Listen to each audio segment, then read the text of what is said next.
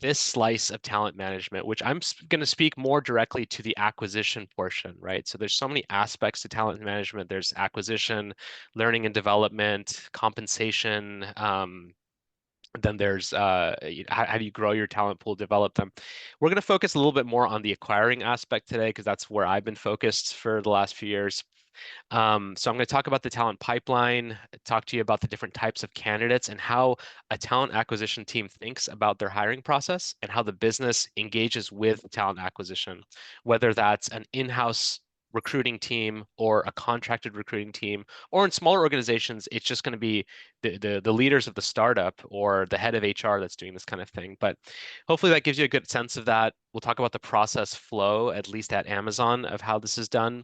And then we'll talk about levers that a business thinks about when they really want to attract a broad and talented group of individuals to their organization. So I put a small little case together for that, and then Q&A. So let's jump right into it. A little bit about me. My name is Balaram Poddar. I am based in the USA in a little town, a little university town in Florida called Gainesville. We also have a temple here. This is where I grew up, and I went to university here as well at the University of Florida. So I did my bachelor's in marketing. After that, after a few years working here in Florida, I got a job at a German publishing house in New York City called Springer Nature. So anyone that has an academic background may be familiar with that company. So we did a lot of global programs around the Americas, working in the UK and Brazil in marketing these scientific journals. After that, I came back and I got my MBA, like a lot of you are doing. I did a full-time MBA, accelerated again at the University of Florida, got married in the same year. And then from there, I was actually hired through the MBA hiring pipeline, which is kind of ironic, to Amazon. And I've been at this company now a little over 7 years. I joined as an MBA hire in one of their leadership development programs, doing product and vendor management. I managed the outdoors selection program at Amazon. So in the US, if you go shopping for outdoors or sports products, I helped to build that selection out and get a lot of brands selling there. Then I moved back to New York City. I did vendor management for the healthcare division of Amazon Fresh, the grocery. But it was at that point that I decided to make use of what large organizations offer, which is a lot of internal opportunity. And I did a career pivot. And so I wanted to move away from just trying to push products and sales. And I wanted to move more to something that was a little bit more meaningful to me, and that is hiring people, getting people jobs. It's something I'm passionate about, something I do on my free time if I can. And so I moved into the recruiting space. And so I've been doing program management in recruiting. Because the recruiting programs are so big, there are roles of those folks who kind of optimize the program. How do we expand the talent pool? How do we find the best candidates? How do we give them a great experience? And then how do we retain them? So I did that in a few different spaces, one of which actually was MBA student programs. So I was in charge of hiring product managers across the US, managing university relationships for MBA hires. So again, I was so excited to speak with you all just because it's a near and dear place to my heart. And so now I'm working in standing up a new organization and doing change management for technical hiring across all of Amazon stores. But yeah, enough about me. I'm happy to answer any specific question on that after if anyone has. But let's jump into the content now. I'm going to talk a little bit about the talent pipeline. So I mentioned again, we're going to be focusing on talent acquisition. So the acquiring of candidates, identifying candidate pools, and then being able to attract and onboard the best for your organization. So I want to talk a little bit about a working backwards methodology, which is really common. You'll find, especially in tech, whenever there's any kind of product, any kind of program, especially at Amazon, but I think at other large tech organizations, they always think about it in terms of working backwards, right? So we think about that end result. And then, okay, let's take one step back, another step back, another step back, and we get to the biggest picture, but we always start with what our customer needs. Being in this position I'm in, the customer is actually the business. So depending on the business I'm working with, if I'm doing student programs hiring, I am hiring across Amazon. So my business is literally Amazon leaders and their needs to hire different roles. So we take certain steps to identify how to do this, right? So this is essentially called demand planning. And the first step is we look at our current state. So that's you'll find at the very top. The total headcount, this is where we are right now. Okay. So the total headcount means just the amount of employees that we have in these roles across levels, organizations, and job families. And the acronym here is BIS. That's butts in seats. That's not a joke. That's actually the metric that we use. It basically just means how many people do we literally have at their desks, so we know the current state, right? Then we take one level down from that. Now we know the current state, but what is our projected attrition? And so again, this is something that you could do back of the envelope math to figure out. In a very large organization, we partner with economists whose full-time job it is to measure this, understand how many people we expect to leave the organization, either voluntarily or attrition due to poor performance or whatever it may be. That's the next level down is projected attrition. Then we look at net new headcount projected. Okay, so we look at our total organization. We know we're going to lose, say, 5% of folks because they find opportunities elsewhere or whatever that may be. Next is uh, net new headcount.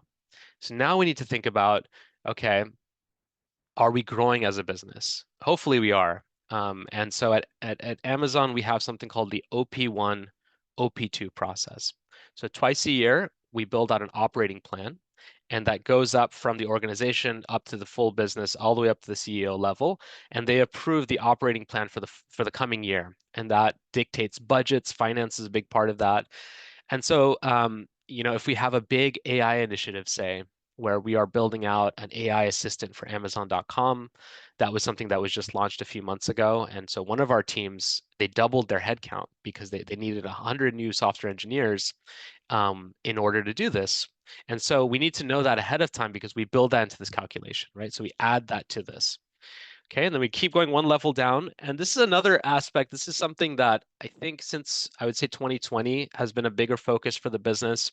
Now, at least in the US, has become kind of a controversial topic and happy to sideline and discuss, but still remains an important part of the talent pipeline, which is DEI initiatives. So how do we ensure that the way Amazon puts it is how do we ensure that the people that work here represent our customers? So we have people from a variety of backgrounds and life experiences that can relate with the needs of customers, right? And that manifests in different ways. But that could also add another portion to this calculation.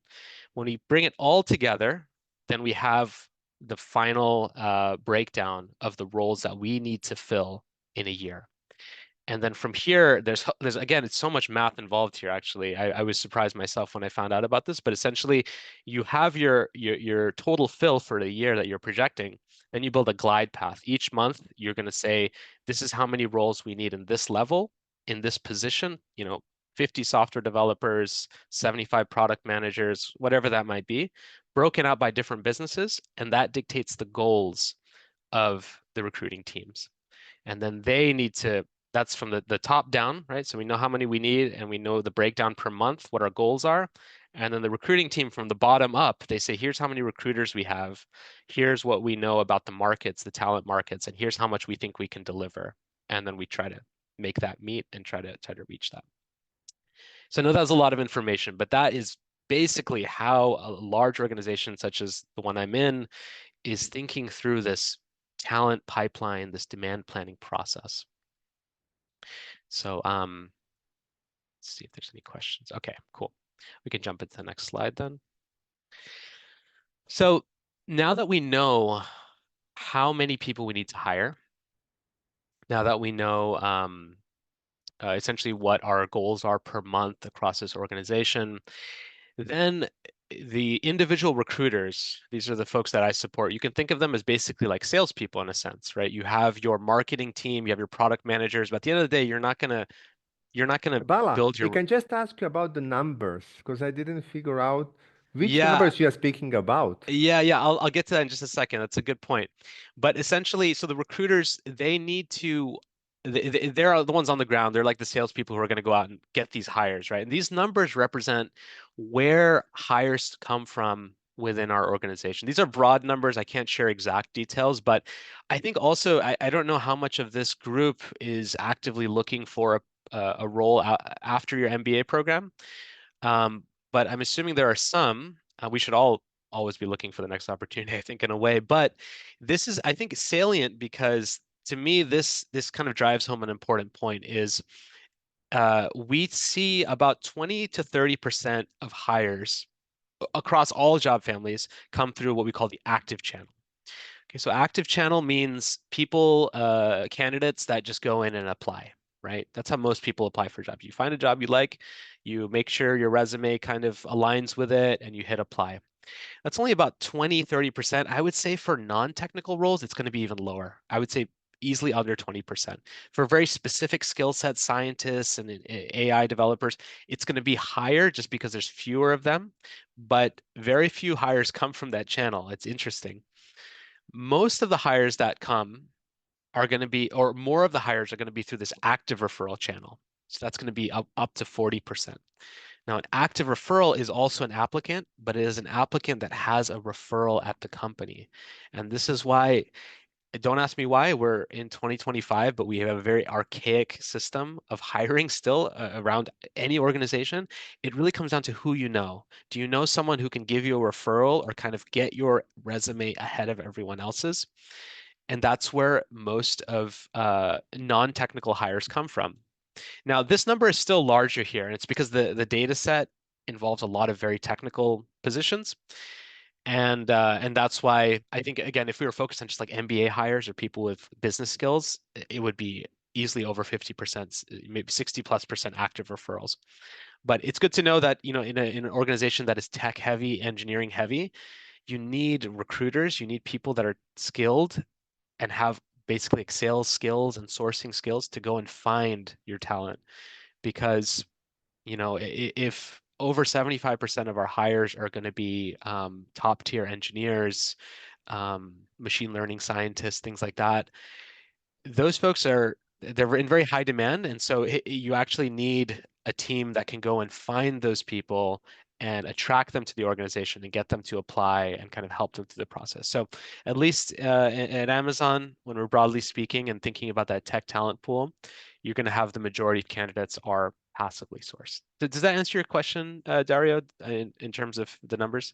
Yes, yes, but also it still opens the question, Yeah. which is confirmation of something I heard some months ago from a friend of mine who is having similar position as you Mhm. in Berlin, Germany. He said, and he said, doesn't matter your background. It just Mm. matter who is going to recommend you and who is going to stand behind you. And I was kind Uh-huh. of shocked. He said, that's the Yeah. key. If you need to know anything, that's about that. So maybe you can say a few words from Amazon's Yeah. point of view, to Yeah, which extent definitely. that's true. I would say it's a bit extreme, but I think it drives home an important point because at the end of the day, I can speak from Amazon's perspective. You can get a referral and it'll get your resume reviewed first before anyone else's, right? And sometimes there are so many applications that most resumes are not reviewed. If in certain jobs, if you've seen you've applied to it and you just don't hear back, and 2 months later you just get a rejection, likely what happened is there were just so many applicants that they already found 10, 20 great candidates, probably from referrals, and your resume unfortunately just languished and just sat there. And then when they closed the requisition, when it was filled, you got the rejection letter, right? Or sometimes you get a rejection immediately as well. So there's a lot of pieces to this, but I think to that point, I do think it drives home the point that I would also drive home, which is the referrals are incredibly important. The schools that I worked with when I was doing recruiting program management for MBAs was some of the top schools in the country. I managed Yale School of Management, NYU Stern, Columbia, and a few others. And getting to know these students, it was very clear that their main purpose in getting into these programs was really the network for many of them.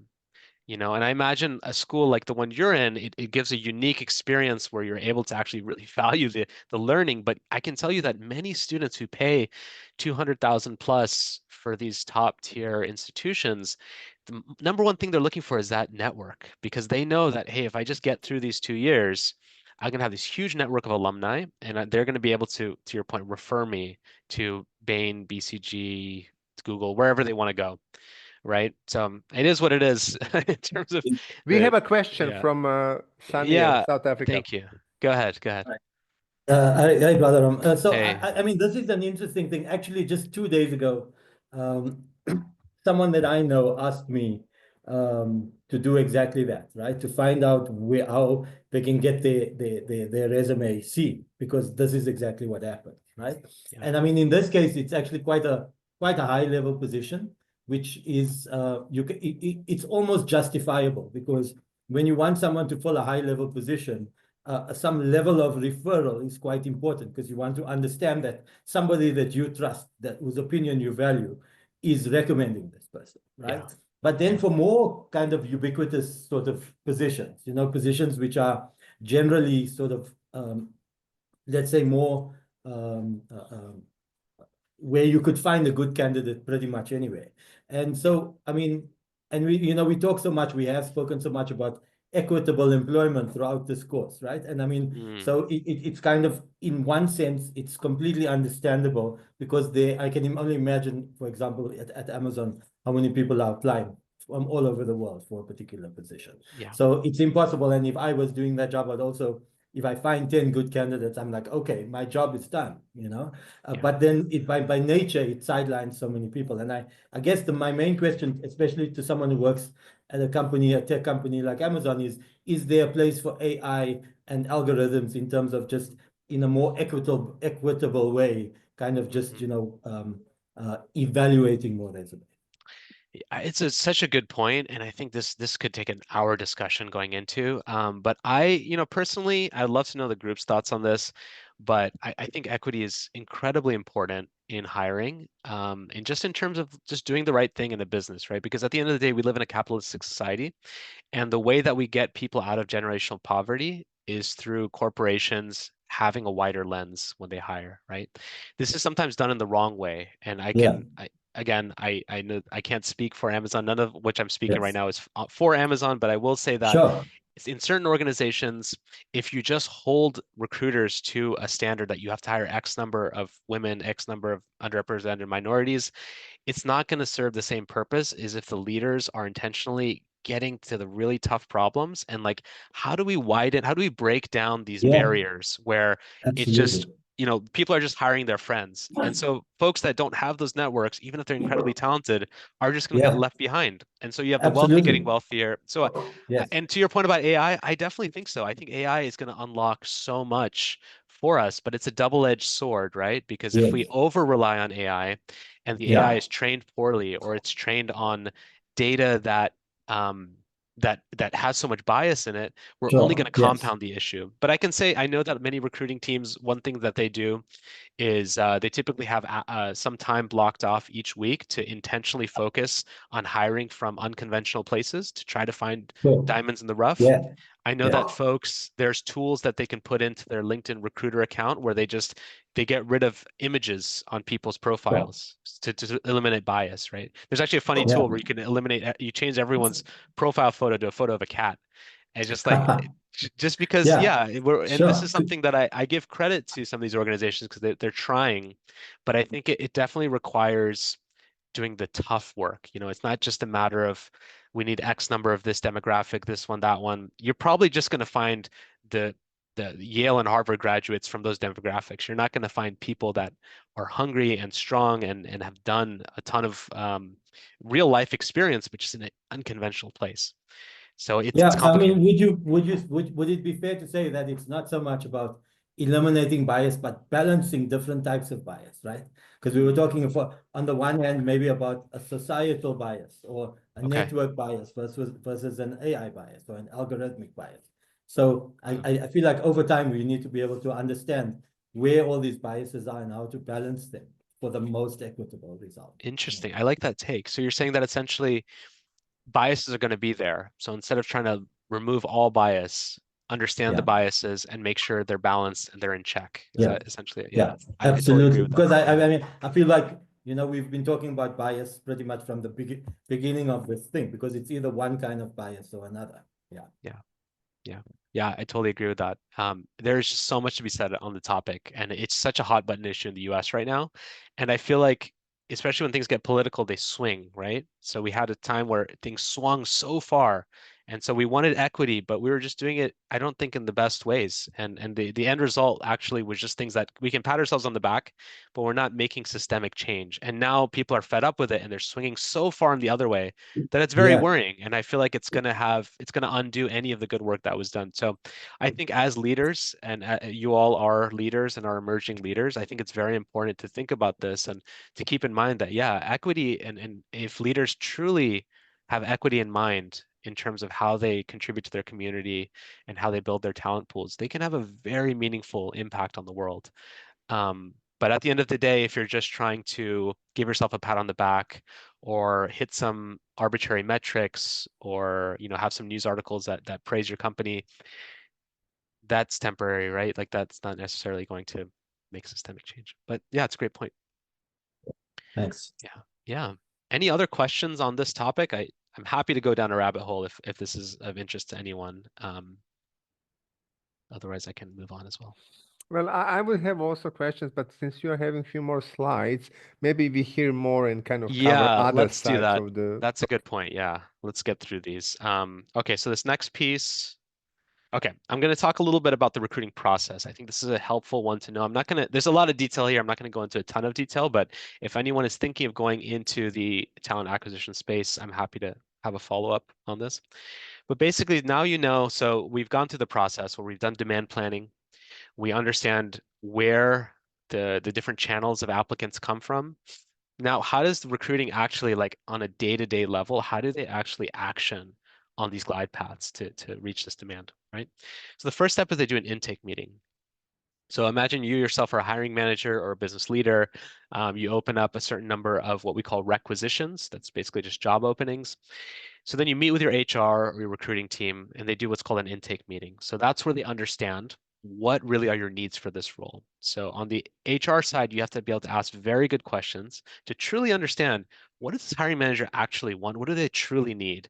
Typically, what we find is the business wants everything, and it's not realistic. So we have to really define what is coachable, and then what is something that you just can't non-negotiable, right? So that's what they define. This is also where they make sure that the job description is compliant with laws, is inclusive, and they specifically jot down the skills that they need to go out and find, right? Whether they're reviewing resumes or reaching out and finding passively sourced candidates. So intake meetings are the first step. Oh, and then also the interview requirement. They find out about who the interviewers will be. They set all that up in the beginning. Then the recruiters, they have their sourcing tools. So again, especially if you're going after something like a scientist, an engineer, you're probably not just going to be looking at resumes. You're going to be going out and finding these candidates and sourcing them. So LinkedIn Recruiter is very big. I think LinkedIn is a great tool also for a job seeker in terms of where you can build your network, get referrals, et cetera. So recruiters are constantly on LinkedIn. There's many other tools. We talked about AI. There's AI tools they use as well. I've played with some of them, and it's actually pretty strange and interesting just how much information they can get. There's plugins that you can land on a LinkedIn page and it'll just it'll scrape the internet and pull up that person's email address, sometimes phone number, other information so that they can reach out to you. So they have all these different tools. Conferences are also really big. We did a lot of student conferences in MBA hiring. Science conferences are huge for hiring PhDs. So that's a big source of investment. So once you have that pipeline, once you have candidates applying, then and you find candidates that match the job description, what we call basic qualifications of the job description, preferred qualifications. So the recruiter's job is to find those folks. They have to at least meet the basic qualifications. They don't need to meet the preferred qualification, at least the basic qualifications, or have a strong referral that can get around it.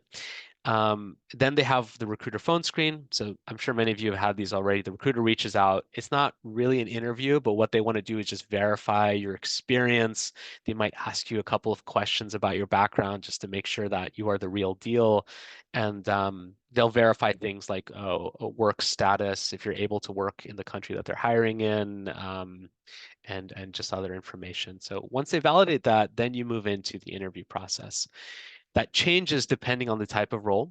At Amazon, typically there's going to be a phone interview, could be one or two of these, and maybe a test. Sometimes we have assessments for coding, things like that.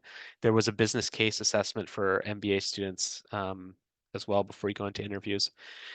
But anyway, so the phone interview is 60 minutes. Interviewers get competencies that are aligned in the intake meeting. So they're going to look for a few different skills. For business, it'll be a lot of soft skills. Does this person know how to think big, earn trust, things like that? Can they dive deep?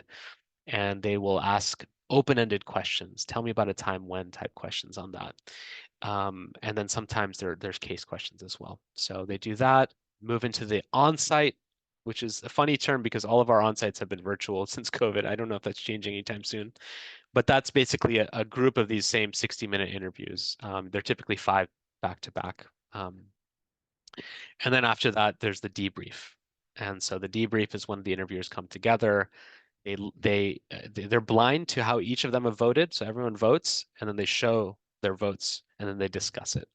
At Amazon in particular, we have a unique role called a bar raiser. So I have been trained as a bar raiser. There's a few people that get to do this. You have to go through a training, you have to be a certain tenure and have a recommendation. But then the bar raiser is the person that has the final say. It's not the hiring manager. The hiring manager is on this debrief, but there's a bar raiser who has tenure and training in working around bias and hiring the best. And they are the person that decides whether it's going to be a thumbs up or a thumbs down, basically. So So question, yeah. what's the size of the group? So the debrief, it depends how many people were on the on-site, that final stage of interviewing. Typically it's 5 people. It's going to be the hiring manager, 3 other interviewers, and another interviewer who is this impartial bar raiser. Okay, and Yeah. now question down the Hmm. road. Hmm. You're hiring someone, and Hmm. one colleague told me, there is a question of head and heart, and one of the Hmm. biggest error is that you are getting on board people who are having head and they don't have a heart. So I was thinking, Yeah. okay, interesting topic and interesting Yeah. perspective, but what's your experience and what would be the major, let Yeah. us say like this, frankly, you get someone on board and then there is something which is not so resonating properly. So what can go wrong and Yeah. what are the error, if you can speak? Yeah, it's such a good question. I think it comes down, it's like working backwards, right? We always think about working backwards at Amazon. So this head heart, it's a big problem, but how do you define what is head heart? And how do you make sure that heart is not just, hey, I like this person, I like the way they talk or the way they look or whatever, that would be wrong. So how do you work around that? And I think you got to work all the way back to your corporate culture. You have to make sure your corporate culture is very strong and very clearly defined, right? So there is a lot of heart that we hire for at Amazon. They're called the leadership principles. So most companies have these like principles or charter, and a lot of companies they just kind of it's just on a wall and no one really pays attention to it. Honestly, at Amazon, they're quite good about adhering to these principles, and then it serves as this contract between employees. As long as you're adhering to the principles, whoever has the idea that aligns with them wins, right? So if your corporate culture is strong and you have like say strong principles, then in this stage of the intake meeting and the interview requirement, you add those principles to the interviewer competencies. So the interviewers are looking for earning trust, customer obsession, right? They know what this means because they have a strong corporate culture. And then they look for, does this person, do they really know how to earn trust? Not just how I define it, but how we as a group define it because we have a strong corporate culture. Do they know how to dive deep, right? That can mean a lot of things to a lot of people, but it's usually pretty clear what that means within the organization. So I think that's really where they look for the heart. And I would say that heart, especially for non-technical roles like an MBA role, is going to be bigger than head. There's gonna be more questions on heart than on head because head anyone can have. Anyone can like build pivot tables and run with data and tell a story. But how many people can really go above and beyond for their customer? How many people can really think so big that they have an idea that breaks the barriers to their organization and is scaled across the business, right? And I think that's where the heart piece comes in. And it's just a matter of defining it and defining it in a way that everyone who's interviewing is on board with. Did I get it right? We were speaking now about the corporate culture. Did I get Uh-huh. it right when I hear from you there is more strength and potency in a heart, and that's something like a long-term defining factor? Yes. Yeah, as long as it's clearly defined. Yeah. Yeah. Good question. All right, cool. I'm down to my last slide, and the last slide is actually a question for everyone in the group, and I'd love to hear ideas from you all. But before I jump into it, any more questions just on this process? I know it's very detailed, but okay, and we can come back to it. So I just want to jump into here. I put together it's one paragraph mini case, just to kind of get us thinking how a program manager would think, or a recruiting manager, in a large organization. So here's the case. You can read through it, but I'll read it as well. So Amazon Student Programs talent acquisition, they received a sharp increase in business demand. So remember that demand planning process. So huge increase, and they want new MBA interns and full-time technical product managers, right? So this particular role, huge increase for interns and full-time. So they want to fill that head count in the next year. And at the same time, there's a drive that they want to increase their hiring for underrepresented minorities by 30%. So the question is two-part. What levers, when you think about this and you put that, recruiting talent acquisition hat on, what levers would you start thinking about pulling, right? And keeping in mind, there may not be one solution. There may be different areas that you can optimize, or maybe there is a large programmatic solution. Maybe there's something you can think big on. So there's no wrong answer. Let's think about this for a second. And I would love to hear from everyone in the group, just some different ideas on what comes to mind, what you would think about first, maybe what questions you have that you would pose back to your business. Feel free to just jump off mute, Cool. or use the So I raise hand. mean, but I'm South African, right? So I know a little bit about underrepresented people and all of that. So I mean, Yeah. I think that's why I focus on that first. But obviously, there's like, of course, you want to increase the underrepresented minorities. You need to think about quotas and just making sure that you hire specific numbers of particular groups. Yeah. Okay, that's a good first point to start off on. So yeah, so you're thinking about the numbers, the quotas. What specifically? Yeah, if we need to hire an additional 30%, how Yeah. many of this new headcount, right? So we have new headcount coming in. We want our DEI, our diversity numbers, to increase. So how Yeah. many of these new hires need to be So you from need at least 30% 100%? more than Yeah, 30% more of the underrepresented at groups, least, right? right? It So may at be least, so that if on we're balance you'll hire, because then if the rest of yeah. your process is equitable, you should, by the nature of the math, just hire Yes, I love that. significantly. You always got to start with the numbers, start with the math. So yeah, so that would be a first question, right? It's like, okay, we know the demand is increasing. How much is it increasing? So let's assume that we have 100 technical product managers and we need to hire another 200. Huge increase. If we need to hire another 200 of them, and we need a 30% increase, then what's the math on that? 60% of that 200 need to be from an underrepresented minority, right?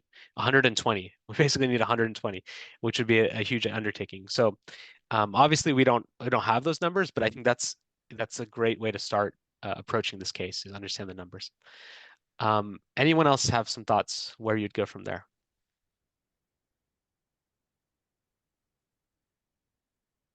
So now you have, say we have a target, say those are the numbers. We need to hire 100 and 200 of these hires, and we need 120 from underrepresented backgrounds. Any other questions that come to mind there, or ideas? And there's no wrong answer here.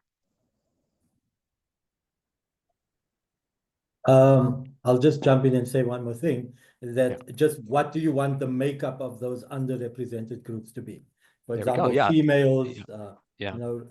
different race groups, people with disabilities, all of those. You need to Love it. kind of Yeah. think about what your mix, what of those 120 people should each of those Love make it. up. Yeah.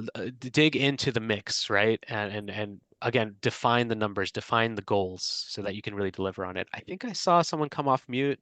Alexandra, did you have a Yes. question? Yeah. Hey. Yes. Well, I was just gonna, I have my opinion about the, this diversity. Yeah. Sort of, everyone is aiming to ensure that their companies cover all the groups that are represented in the company. And I think what's the most important in this whole process is to really prioritize the understanding that because most of the companies serve all of these communities, that's why the diversity is important. Because in many ways, I feel like there's a disconnection between, image of being seen as diverse and the actual reason, actual the positive sides of the diversity. Yeah. I think the positive sides of diversity have been maybe not enough emphasized, and it's more kind of leaning on the kind of coming from some negative story about the discrimination. And said that discrimination is like, this is the starting point of the discussion and the narrative. And that's why we need to fill in tick the boxes. That's what they say. But I think that's completely kind of like a different platform. I think it's important to change the platform on which the discussion on diversity is being discussed, and then include this in the culture, in the company culture. And I think that's the subtle point, which makes a big difference. So that's something that this is what I would emphasize, in the narrative, and then really start from there. What communities are these diverse individuals who are supposed to serve and represent or bring some unique insight from those companies to really enrich the culture and enrich the company.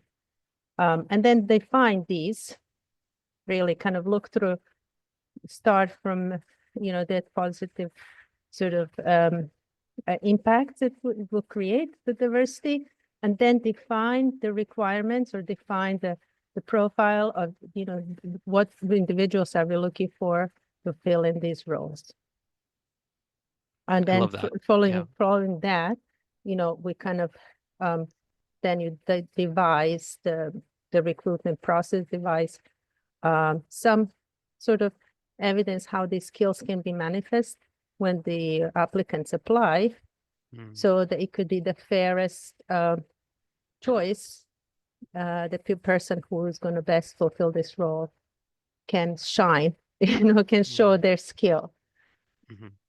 One thing that comes to my mind, a few years ago, I applied to a role in one of the companies, and they were really working on a bias removal from the recruitment process, where the applicants were given tasks which would demonstrate their skills, regardless of what they are. And only later the program will pick the diversity sort of, and then they, in their experience, that actually automatically diversity would have been achieved, even if they were not targeting certain groups. So it's like, kind of skill first.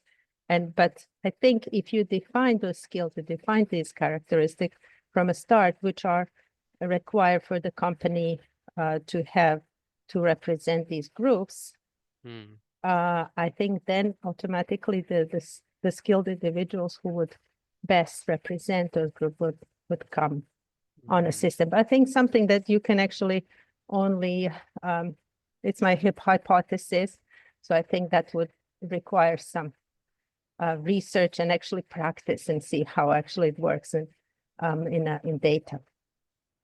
Yeah, and how it will manifest in the end.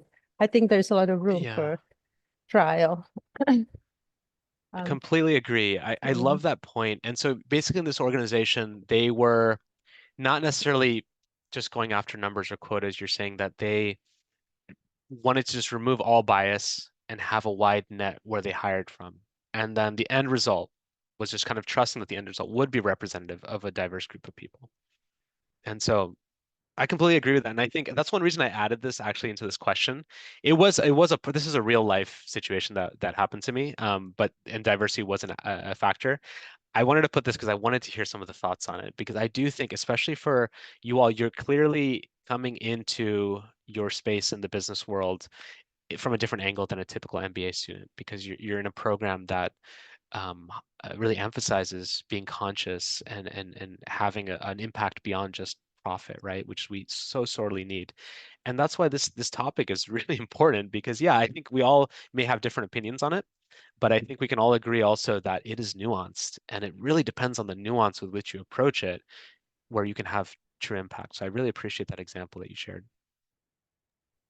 I just wanted to add just to Alexandra how much I appreciated that point, because I think the point you made is kind of radical in a sense, because it's so, I mean, and almost surprising that it isn't addressed more. It's just reframing the narrative around the word diversity, reframing it in a positive light. Because, like, I mean, I think about myself as South African, and even just, having lots of friends in the US, the moment you hear diversity, it seems like something that's redressing some sort of horrible problem that happened in the past. Whereas, this interesting point of reframing the word diversity as something positive to bring into the future is just, for me, just is an incredibly beautiful point. Thank you.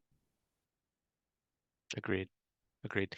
And I can say that, with this case, basically this resulted in a lot of changes. We added different stages to different parts of the recruiting process. So for example, before the onsite, we started doing interviewer prep calls that I would lead every week with groups of students that maybe their institution doesn't provide the best training. So I led that myself. That helped to increase those numbers, because it just gave that kind of opportunity to students that may not be in those top schools. Another big thing we did is we actually launched a pre-MBA program. And this is actually interesting, because this isn't a full win. I feel like I succeeded on this directive that was given to me, but it wasn't perfect. And I'll say that a big initiative that I led from this was I led Amazon's first pre-MBA. So I devised a 2-week curriculum for students, and I tried my best to find students that were associated with different affinity groups. So there's like women in tech, and there's different groups like Management Leadership for Tomorrow, et cetera, in the US, that have membership of students that are from a wide variety of groups. So we built this class of students. We brought them in. We taught them a crash course on technical product management in Seattle at the headquarters. We had over 100 different product management leaders come and speak to them. It was super fun, and they had a great experience. And we hired 75% of them, actually. And just this year, a lot of them are starting full time. They hired as interns and they came as full time. But what I noticed was, where I think I failed in this is, even though the numbers, we hit the numbers, where I think I failed is exactly to Alexander's point. Like, our our definition of diversity is so rudimentary, and it's so based on just different demographic groups, as opposed to something broader, something that really celebrates the nuance of diversity. And even though we did get folks from a lot of different backgrounds that we kind of track, but most of them were very privileged, right? Because at the end of the day, you want to hire people that are top tier, and you don't want to put in the work of finding them from all kinds of backgrounds. So most of the students we still had came from Harvard, Columbia, UCLA, like these schools where if they're already there, they're fine. Like they're not going to have problem getting a position elsewhere, and the talent that's elsewhere was still untapped, right? So I think it's just such an important point about how can we as leaders think about this and reframe what this means, what diversity means, how it's tracked, and try to find that talent with a much broader net, right? And it's good. It's an undertaking, but I think it's something that I really hope large organizations don't throw away and keep working on, because it really benefits everyone. Even from a business standpoint, there's a lot of data to show that it benefits the customers. It ensures that ideas in terms of what's being built for customers really speak to them and their needs. So, yeah. Any more thoughts on this? And then I'll open it up to just general questions. Any other ideas that came up? Thoughts on the other topics that we've discussed?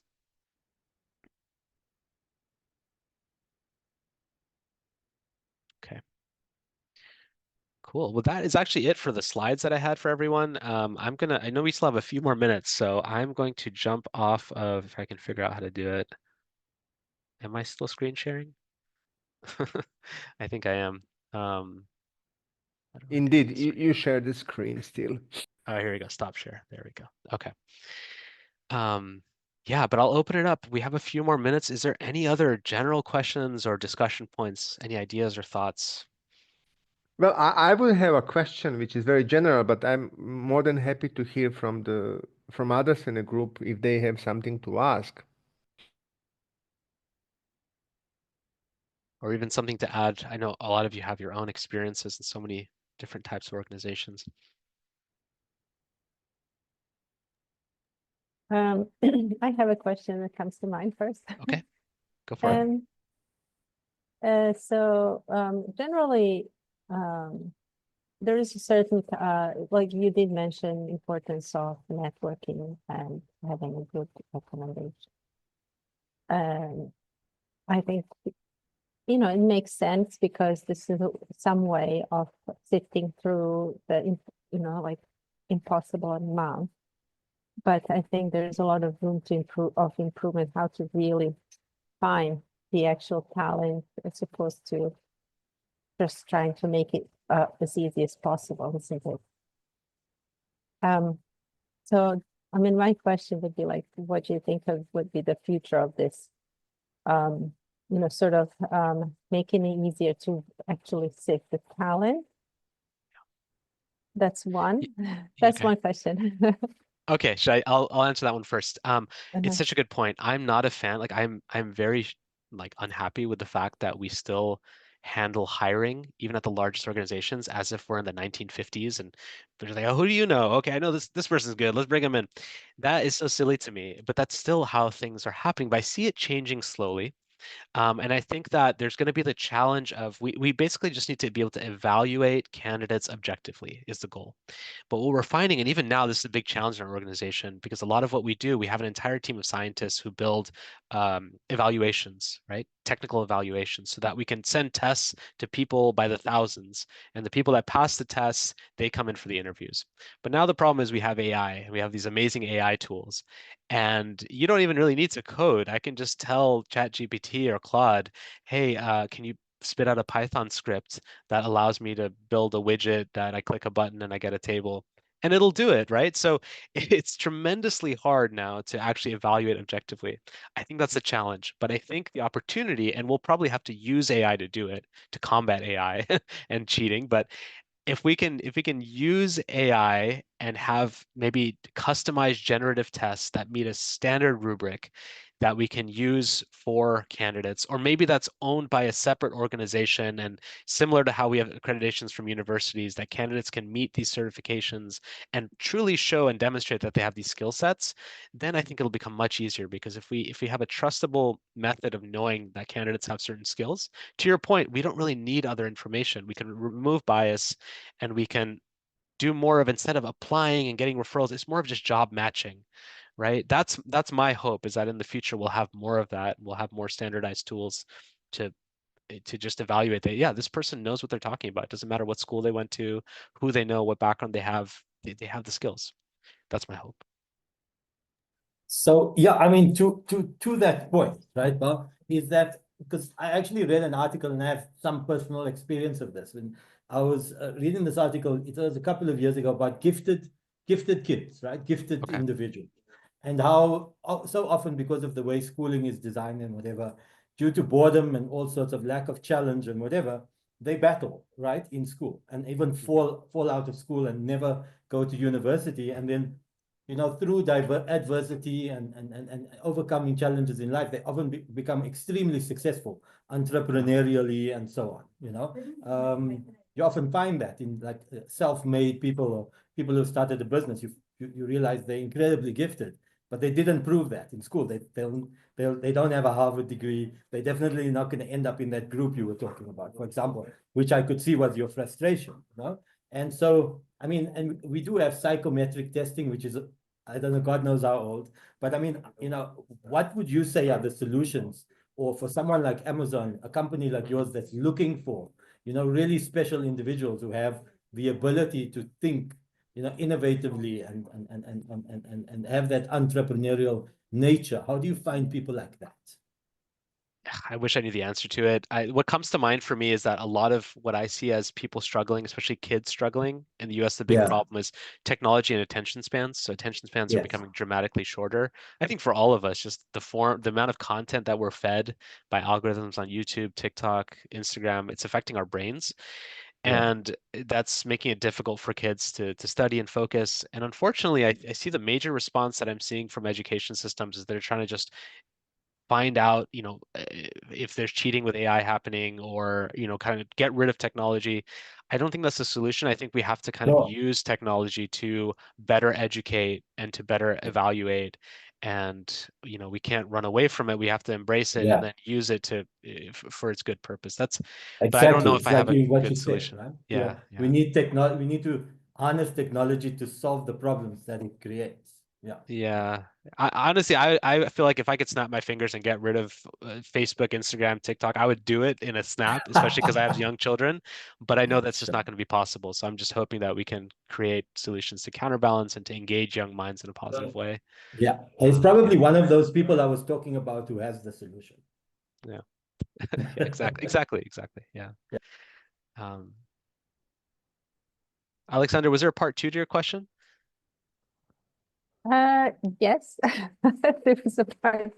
Yeah, Um, for example, if someone has like a varied background and if again, we're living in a age where you're not expected to, stay in one company or stay in one sort of career trajectory. It's understandable that people try their skills and across the industries.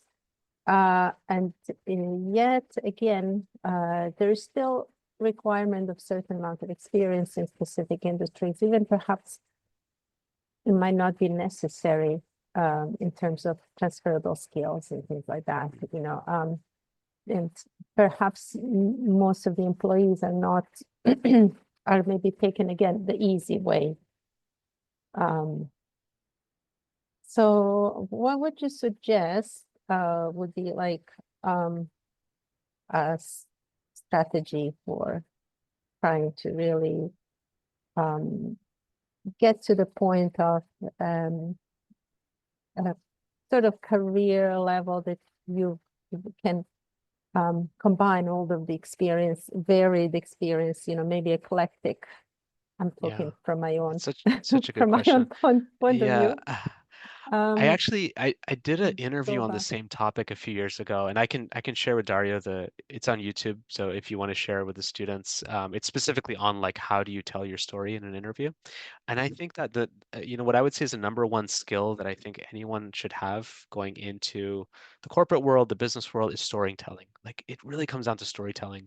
Obviously, there's so many people that have the skills, and unfortunately, this is a defect in the process, but you have to be able to tell a good story. Because if you have the skills and you don't tell a good story, someone that has half your skills but can tell a great story is probably going to get the position, right? And so I would just say that, sharpen that ability to tell your story. Make sure that you yourself have your self-confidence, your integrity is strong. Because if your integrity is strong, you'll know that I'm a fit for this job. And I know that I can tell my story in a way that demonstrates that.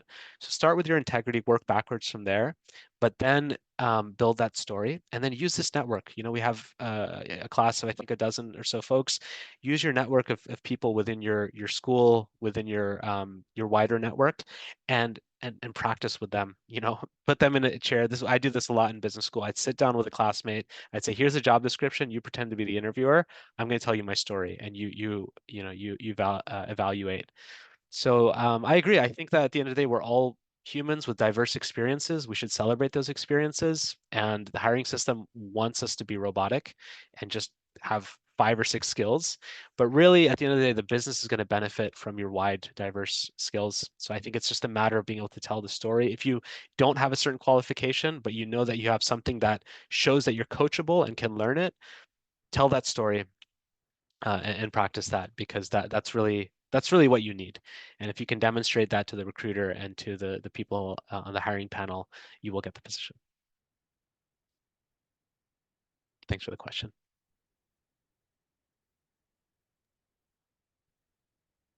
If I can ask one more question, which is more general, if others are not inquiring. After being so many years, if you can say like that, at Amazon, what was the biggest learning experience you kind of gained after those 8+ years at Amazon? What really came to you as a present, which is kind of, okay, this is substantial experience I got, an insight which I wouldn't get if I'm not in this position for so many years? Yeah, I never worked at such a large organization before coming to Amazon, and so I came with a lot of imposter syndrome. I didn't go to a top university. I didn't look like a lot of the people that I started my MBA class. So I think one thing that I realized is that no one really knows what they're talking about in business. People are, again, storytellers. They're telling stories. They're selling, and so a lot of the time, what I thought, I put so much tremendous stress on myself the first 2 years. I didn't think I'd last longer than 2 years. And then what I realized is, well, I can just focus on what I think is the most important and I can push back more. If I get too much work or I get things I don't agree with, I can push back. And if I do so and I do so with a strong case, with strong data, then I can really focus on what's important to me. And I think that, Amazon as an organization, I'm kind of, I don't think it's the greatest organization. I don't think it's an evil organization. It's definitely it's something in the middle, right? And there's certain parts of it that I don't want to work in. There's certain parts of it that are meaningful for me. And I think knowing that and having the self-confidence to be able to say no to things that I don't feel passionate about and try to chase things that I am passionate about, I think it's allowed me to be in spaces that I do feel inspired to come in and work in. It allowed me to take advantage of what the organization has to offer with different roles and moving around. So I would share that with the group as well, as like, as you step into much larger organizations or bigger positions or whatever it is that you're chasing in your career, just know that at the end of the day, you have so much value that you bring to the table. Like Alexander said, from all of your experiences, no matter what kind of background you come from, no matter how different you may feel from other people in your organization, you have tremendous value, and you only lose that value when you don't acknowledge it. So as soon as you're able to kind of tap into that and just know that you have that confidence, that ability, you can really leverage that to do a lot more than you may have thought you were capable of.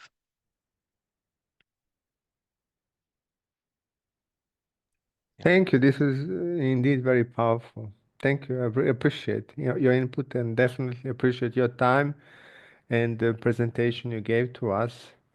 I'm sure our students are going to benefit a lot from it, even those who were not today present, but we are going to share the recording.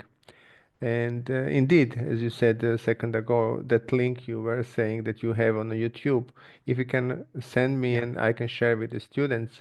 sure. Thank you very much. Thank you very much. And Thank you all. if you will be kind enough, in maybe 12, 13, 14 months, we can invite you again with Sure. the next batch of the students and different questions. And Sure. thank you very much indeed. It'd be my pleasure. Thank you very much for Thank having me. It was very you. nice meeting you all. Thank you All the so much. best. Best of luck. Appreciate. Yeah. Hannibal. Take care, Haribol. Take care. Very well. Hare Krishna. Very well.